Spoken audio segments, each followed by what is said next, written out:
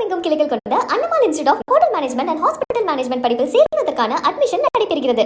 கன்னியாகுமரி மாவட்டம் பிள்ளைத்தோப்பு கடற்கரை கிராமத்தில் மழை காலங்களில் வீடுகளுக்குள் வெள்ள நீர் புகுந்து மாத கணக்கில் வடியாமல் இருப்பதால் பொதுமக்கள் கடும் அவதிக்குள்ளாகியுள்ளனர்.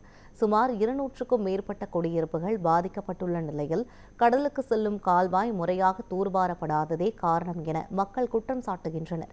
இதுகுறித்து பலமுறை புகார் அளித்தும் நடவடிக்கை எடுக்கப்படவில்லை என கூறப்படுகிறது.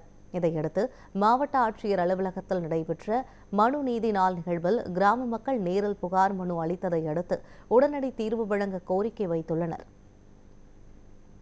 எங்க ஏரியாவில் எங்க வீடை போட்டு ஒரு கால்வாய் போன்றிருக்கு.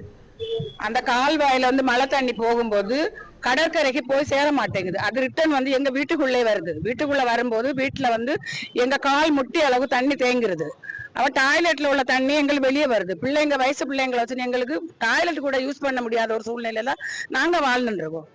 நாங்க ஒவ்வொரு வாட்டி இதைத்தான் பண்ணிட்டே இருப்போம். எங்களுக்கு இதுல இருந்து ஒரு விடிவு தாங்க, நிரந்தர தீர்வு வேணுங்க. ஆமா, மழைநீர் ஓடை அமைக்கணும். இருக்க ஓடை விரிவுபடுத்தி அந்த தண்ணியை எங்களுக்கு வெளியே கொண்டு போகணும். அதுதான் எங்களுக்கு இப்போதைக்கு தேவை.